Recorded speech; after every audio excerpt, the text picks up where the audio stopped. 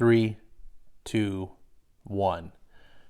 Welcome back to the channel, everyone. It's another Ash Wednesdays. Today is February 12th. It's New Comic Book Day. As you can see up here, just as a reminder, I got a free flyer at the comic book store. San Diego Comic Fest is coming around March 5th through 8th. It's not Comic-Con, but it's actually real comics. It's not just a big mega media conglomerate. Comic-Con's kind of lost its way. So this is going to be here. I might be at this.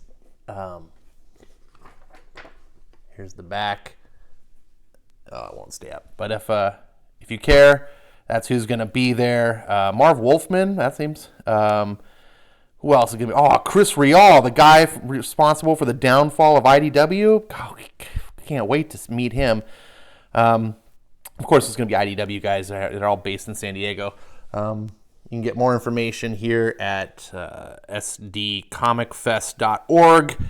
And yeah, so today I've got a burger, of course. I'm going to go into it. Man, I had a busy day today. I had to go to the comic book store, which I did. I also went to the new Discovery, SoCal Comics. I went earlier this week, got some more back issues. Breen's going to be happy to hear about that. I didn't bring Stan or Forky, though. They were a little pissed off. So I had to bring them here for the unveiling for the comic haul. Also, I torture them with the In-N-Out burger, make them watch me eat it. Oh, I don't know. Anyways, so today I had to pay my car registration. And let me just tell you, if you live in California, you understand what a pain in the ass that is. I don't even go to the DMV. I pay like the extra money to go to, they have these like little third-party, like you can privatize, like they privatize the DMV. It was really weird for a socialist state to do that. But the DMVs are so crowded, you have to get appointments months out, or you could just spend 8 hours in line. I'm not even exaggerating. Or you have these third-party outlets, and they've popped up all over the place because the demand is so high to not deal with California's stupid DMV. And they privatize, and you can go get your registration done there. Now you pay $25 surcharge, which sucks. But literally, I walked in. I didn't wait in line. Got right to a person that was real nice and friendly because they don't have a state insured job, right? You know, if you go to the DMV, there's assholes because what are you gonna do? Get fired? What are you gonna do? Go to a different DMV? Like there's no. But these places don't just have competition with the state; they have competition with each other. So you go in there. This is the second year I've used them. And it's cool. They have like a tray. I guess they bake cookies and stuff. So the like clientele can walk in and have like fresh baked cookies while you wait, if you wait. But I didn't have to wait today. However, I did have a couple annoyances. Number one is I gotta apparently because I moved here from Colorado, I use American Family Insurance, which is a national insurance. I told them I moved, but they're still based on my agent or whatever is still based out of Colorado. It's no big deal, I guess. But California requires you to have insurance, I think, as most states do now. But California doesn't just require you to show proof of insurance when you get pulled over. California requires that you show proof of insurance constantly. So the way that it works is your insurance company is supposed to report to the government every month. Every 30 days, I guess, they'd have a report that you are indeed insured. They check on you in the back channels. I didn't know this. It's fucking crazy. Well, I guess that wasn't getting reported. So I had to pay a $15 fine for not being insured. Even though I was insured, I was like, well, I am insured. I can prove that I was insured. Doesn't matter. You didn't get reported that you were insured, but it's not my job to report. It's my insurance company's job to report. It doesn't matter. So I guess since they're in Colorado, and Colorado doesn't have fascist laws like that, they didn't think to do, I don't know. So I was like, whatever, here's the $15, move on. California. Is it any wonder people are fleeing California by the thousands or millions? God, so bad. So I had to pay that. Also, I had a parking ticket, which was a bunch of bullshit. Anyways, I racked up $432 total with the fine, the parking ticket, and I was a little overdue on my thing. $432 I just had to pay today. So was not in the mood to spend a lot of money on comic books or a lot of money on lunch. But thankfully, California does have one thing that's fantastic, and it's because it's not institutionalized by the state. It's privatized, as the way all things should be, because the government can't do anything right. And by can't do anything, I mean literally they can't do anything right. So here's my burger today. This is my new love, kind of brought back from my old love back in the day. When you work at In-N-Out Burger, as I did in my early years, for 4 years, and you eat In-N-Out every day, as good as the burgers are, you want to mix things up. You kind of want to change the flavor around. And I came up with this burger that was a double meat. Where's my onion? Did they not do? No onion! They screwed up my burger. Those bastards! Anyways, I get a double meat. It's supposed to have with onions, mustard instead of the spread, and I get it on top and the bottom bun. And I also have them fry the patty in mustard. And then that includes adding pickles to it when you get fried mustard, in case you didn't know. It's a little secret thing. And then I've decided to start getting extra lettuce and tomato. And it's all this for less than the price of a comic book, $3.95, after California takes their crazy state tax. And I'm going to devour this, and then we're going to talk some comics.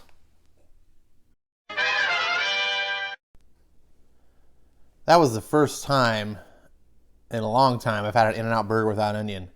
And it was still damn good. I guess I could bitch and moan and complain, but it's under $4 and it was delicious. And I had a lot of special requests on that burger, and they,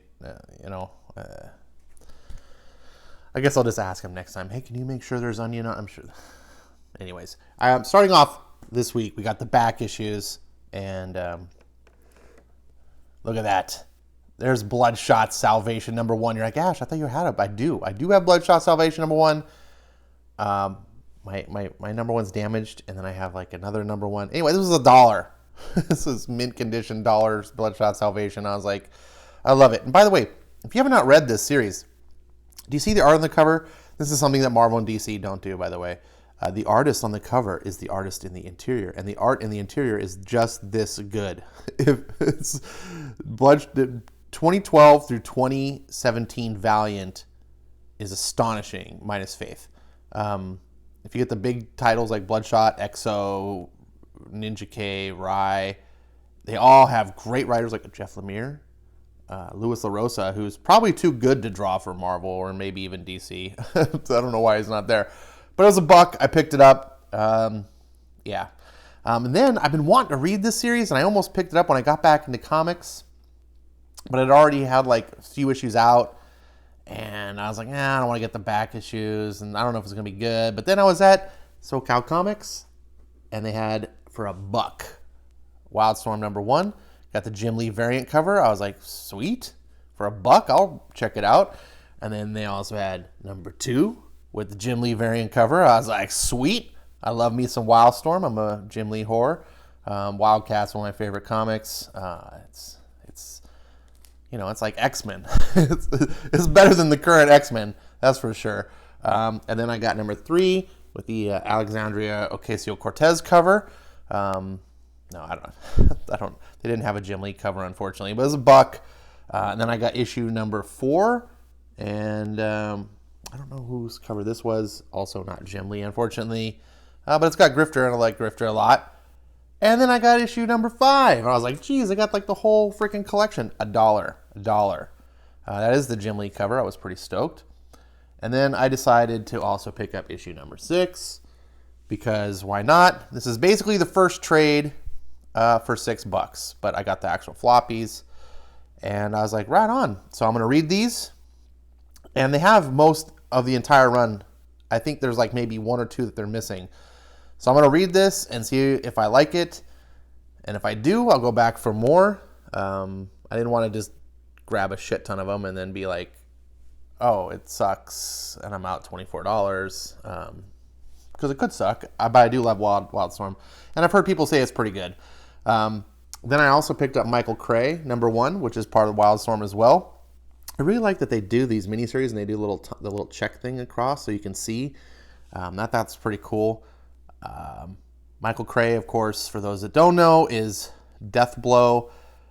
He's really been changed for the DC universe, but I like Deathblow as a character a lot, and I like Brian Hill as a writer a lot. So I'm very curious. I only picked up the first issue of this, however. They have a bunch more. If it's good, I will pick those up as well. But wait, there's more. One of the cool things about SoCal Comics, they have a crap ton of dollar bin issues. If you buy 12 comics, it's $10. So you basically buy 10, you get 2 free on top of that. So I got to buy more than just those 7. So I was flipping through, and I came and I struck it. I don't want to say I struck gold, but I was pretty stoked to get a pretty good condition Nexus #1 for $1. Nexus #2 for $1. Nexus #3 also for $1. Nexus #4. Yep, you're seeing a pattern here. For $1.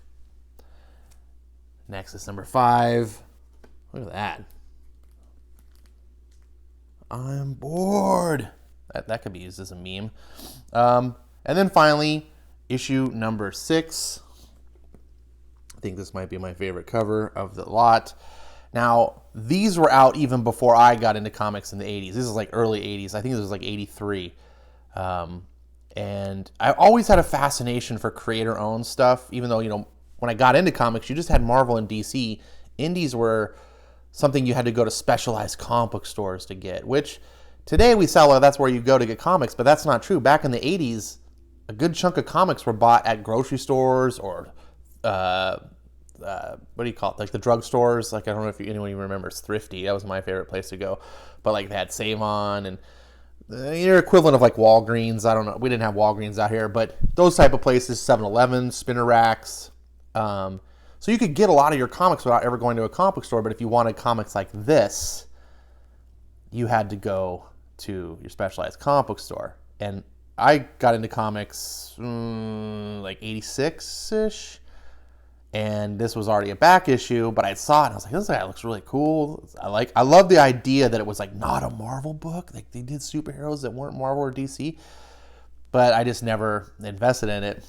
And it's funny now because it cost me less to buy this book today than it would have cost me to buy it.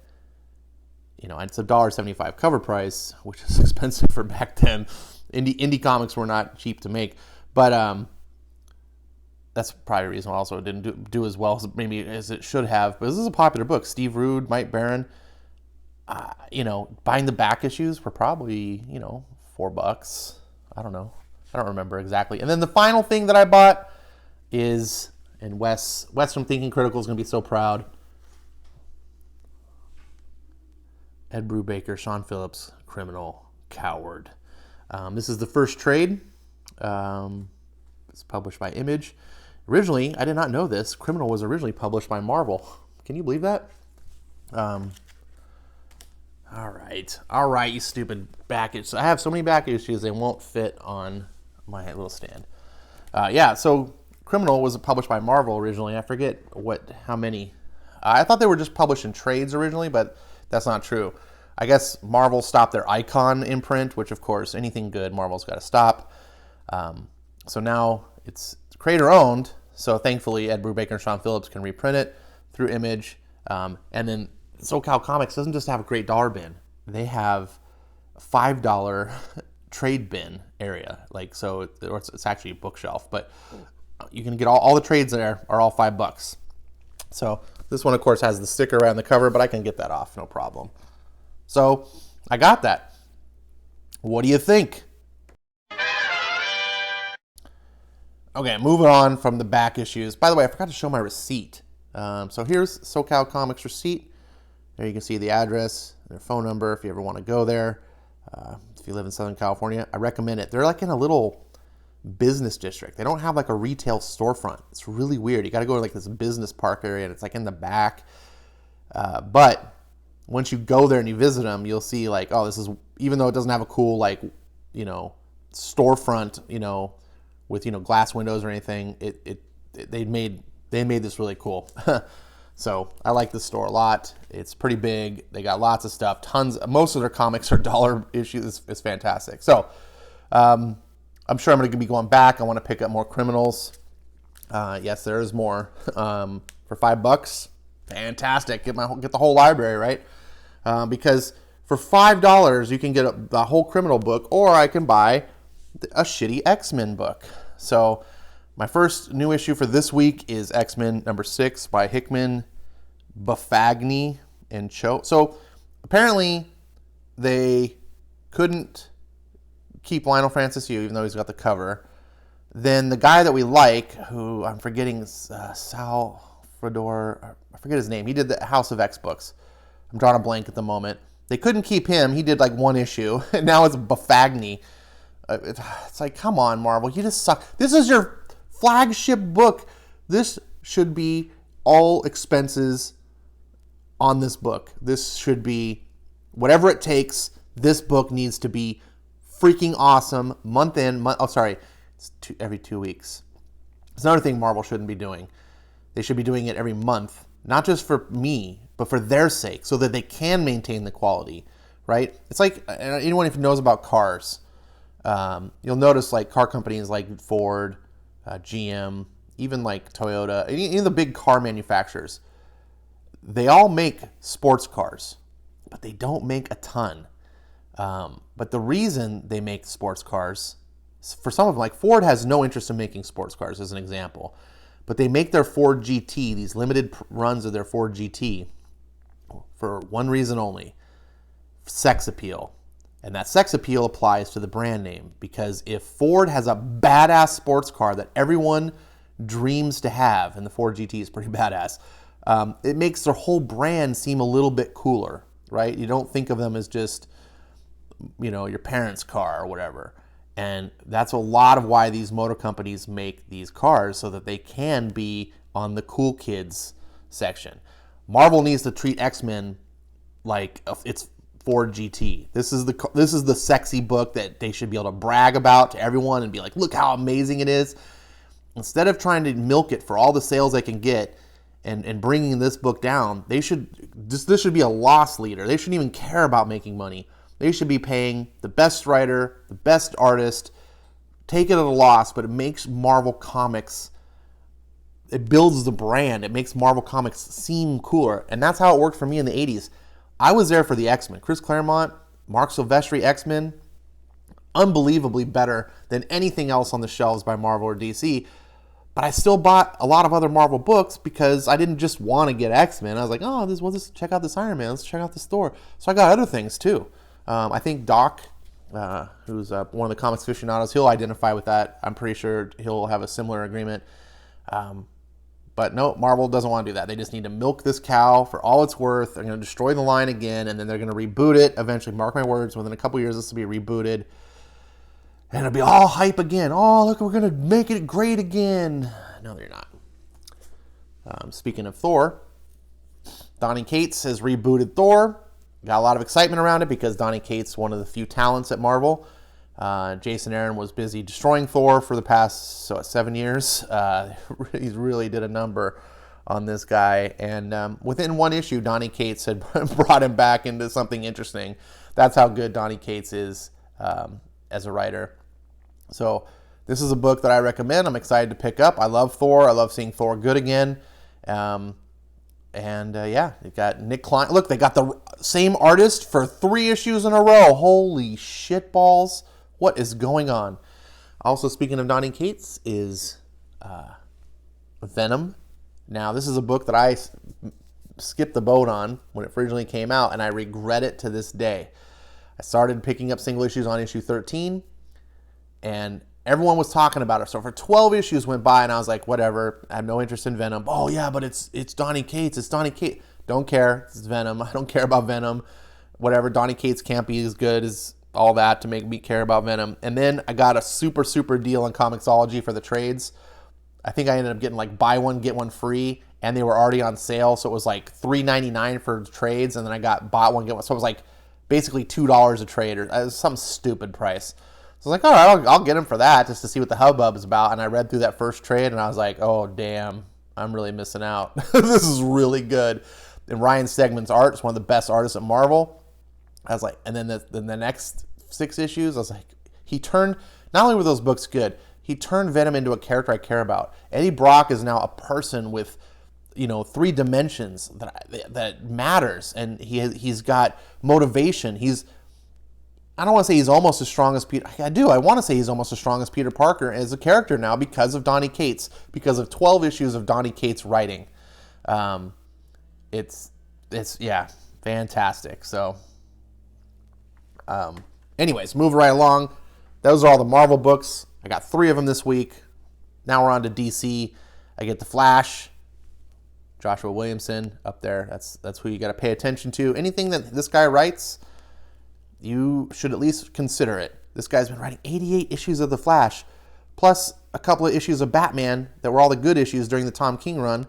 And he has a great indie book and image called Birthright, which is a cool sword and sorcery fantasy type that mixes in with, I can't spoil it, but you got to check it out. So DC 1, number 2 of DC, Hawkman 21. This current run with Sky Tyrant is not as good as the first 12-issue run that Venditti gave us, which is essentially the new origin of Hawkman. Sorry, the expanded origin of Hawkman, and but it's good. A lot of people were dismayed that I know, circles that I hang out with, were like, oh, I don't want to see this metal version of Hawkman. I'm so tired of all the dark and I don't want to see evil characters, da-da-da-da-da. But Sky Tyrant is the villain in this book, okay? And that's true. You're like, but I knew that. Like, he's Hawkman gone bad. But Hawkman is still in the book, in a sense. And we also now get to see Hawkwoman. We get to see Hawkman's buddy, Adam Strange, and enjoy him while you can, because Tom King's about to screw him up. You also get Hawkman's good buddy, the Atom. Plus, there's Carter Hall, who is Hawkman, and it's like a dual identity within Hawkman. He's fighting himself, and he needs his friends to do he's got no physicality, so he can't fight Hawkman physically or Sky Tyrant physically, but he needs his friends. And Venditti is taking chicken shit and making chicken salad. He's doing the exact opposite that Tom King did for his Batman run. You hear Tom King blaming, oh, DC wanted to do the marriage thing the way that it wasn't my fault. Oh, DC wanted to kill Alfred, it wasn't my fault. Well, your job is to take what they mandate you do, and you go, that's a stupid idea, and try to make it cool. And Venditti's doing that. I actually think Sky Tyrant's kind of cool. He's making for a fun villain. And the way Venditti's incorporated to how Sky Tyrant actually works, because Hawkman is a special case. He's a character that reincarnates over space and time. And now we understand that he reincarnates over space and time and multiverses. Really freaking fascinating. Venditti has taken something and just be like, oh, this is really interesting. Made this whole mythos behind it. This would be close to as good as the original run, but it doesn't have the Brian Hitch art. That's one of the downsides. But Pat Olaf seems to be gone for the last issue or two. So I wish Pat Olaf all the best. I just don't like his art. This new guy seems to be pretty good. I'm enjoying it. Hashtag read Hawkman. It's still one of the best books on the shelf. You can get all the issues for cheap. You could probably go find them in dollar bins. Or at the very least, you're never going to pay more than cover price. And finally, we have Ascender. Now, you're going to notice this week, Marvel over DC. I almost always, my pull list is way bigger on DC than Marvel, but I guess all Marvel's books came out this week, so meh. Ascender is my favorite book on the shelves, everyone. This is a book that doesn't get enough love. I love, all these covers are really just cool. Dustin Nguyen does the art through all the books, all consistent, something Marvel and DC can't do. Same writer, same artist, every issue. Ascender is a fascinating sci-fi fantasy in a similar theme that Star Wars is, a similar style with a big band of characters, a whole different world. It doesn't take place, there's no Earth. It's not Star Wars. That's the only difference, is not Star Wars. But otherwise, so much of it is very similar. If you like that concept, if you're like, hey, I like Star Wars, I would like to see someone make their own version of a sci-fi fantasy that was, similar but different, this is a cool book to check out. It comes out monthly, so you don't have to stretch it's $3.99, but it's monthly. It's not twice. You're not paying $8 a month. You're paying $4 a month. And I'll tell you, this is the book that I wait for. Every month, I'm like, oh, and then you read it, and you're over, and you're like, oh my God, I need more. Like you're antsy for more. You're anxious. It's a good and a bad feeling. I know a lot of modern readers I've talked to on Twitter and stuff, and they're just like, I'm just gonna wait for the trade. I hate waiting. Well, my thought is you're still waiting. If you're waiting for the trade, you're actually waiting longer. But the other thing is, I like that. Even though it's kind of painful, when the book comes out, it's like Christmas. You're like, yes, there's this endorphin rush. Yes, and it sucks you have to wait 12 more months for Christmas, but every time Christmas comes around, you're excited. And this is like every month. Now, the hard part about this is there's very few comics that really do this. It used to be when I was young and collecting comics back in the 80s and 90s, almost every issue was this way. So every week I had things to be this excited about. Now it's like, oh, these are good, and there's a few that are super exciting. But anyways, I love this book. I've taken a bunch of your time. Oh, speaking of Star Wars, look, there's my Star Wars. There's my wallet in case anyone cares what my wallet looks like. Let's do the whole thing that everyone's copying me on. And by everyone, I mean Comic Quirks, Jimmy. Where I fan out the books, and you get to look at them, and you get to tell me which is going to be the best pick of the week, and which is going to be the trash. Well, Forky is the expert on trash. It was an easy pick for him to go with X-Men, which is so sad for me. X-Men is like my favorite comic brand of all time. And Stan is going to pick Ascender. It's almost like I planned it out this way. You can take a look at the books. Tell me what you think's best. Tell me what you think's worst. Tell me what I'm missing out on. What books are you pulling? Put them down in the comments. I read all the comments, even if I don't comment on them. I do want to actually do more reading comments on the Wednesday show, just because I can verbalize better than just writing a comment. But I've been busy. This week in particular has been super busy. I wasn't even sure I was going to get to do this video, and here I am. So hopefully you enjoyed seeing comic book pulls. Hopefully I was able to add a little commentary to make it a little bit interesting for you, rather than just be like, here's a book I pulled, here's a book I pulled. You know what I'm saying? Tell me what works for you. Tell me what doesn't work for you. Feedback's always appreciated to tweak the channel, make the videos more interesting. As long as you're not rude, don't worry about hurting my feelings. And if you are rude, you probably want to hurt my feelings. So I guess there's that. I'm Ash. That's Stan. That's Forky. And that's Luke, the dog. I don't know where Luna is. But this has been another Ash Wednesday. Happy February 12th. Happy birthday to my dog, Kuro, who's not here. I'd show you her. Today's her birthday. She's 10 years old. And she's getting old. And I don't want to think about that anymore. I will see you next week or the next show, whenever that is. Thanks for watching. I'll talk to you later.